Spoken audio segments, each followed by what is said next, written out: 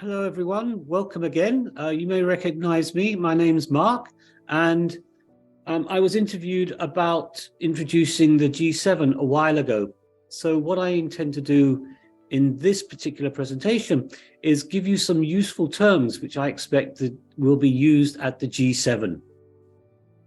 So our first term that I'd like to introduce is affirmed unity. This will happen on the very first day of the G7 summit, where those taking part will confirm that they are united together. And this basically is to foreshadow any splits. So basically, the first thing that these attending countries will do is to affirm unity. After that, there will be hopefully some candid discussions. Candid here means frank and open and direct. So everyone basically tells the truth. And then after these candid discussions, it's hoped that a consensus will appear. There will be, after all the meetings that have happened, there will be a final communique, which will basically be an agreement between people who attended the summit on what action to take and what message basically to give the rest of the world. And this is very important at this particular time because of the Russian invasion of Ukraine and also China's growing influence, particularly in Asia. It's felt that the world has reached a critical inflection point. This is a turning point where the situation in the world has generally changed and is changing.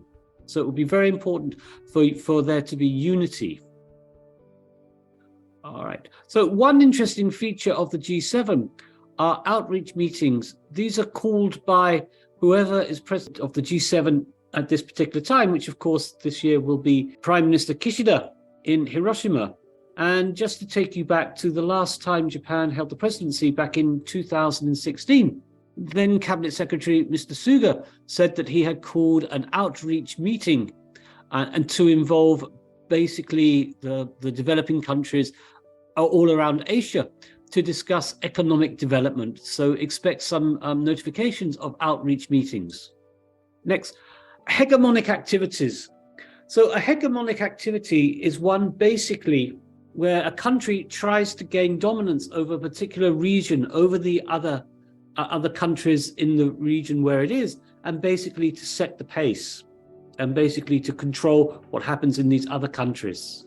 And I expect there to be a lot of talk about hegemonic activities, particularly from Russia and China, but also other parts of the world, perhaps even in Africa. Now there's a ripple effect. A ripple effect is when an event happens and there are unforeseen consequences. I think one of the biggest ones that I've seen is where, again, after the Russian invasion of Ukraine, a lot of non-aligned countries, such as Sweden, decided to apply to join NATO as they would then feel safer. And finally, very important, to mobilize funds. This basically is to order the collection and allocation of money for particular projects. And I would expect to see, for example, a concentrate that funds will be mobilized to have some kind of impact on climate change, which we expect to be one of the main topics of discussion. All right, then. I hope you found this very quick summary of various vocabulary, which is likely to appear useful. And please join us for basically a follow-up to the G7, which will take place after the meeting has wrapped up and after the countries have dispersed and after the final communiques have been read. All right.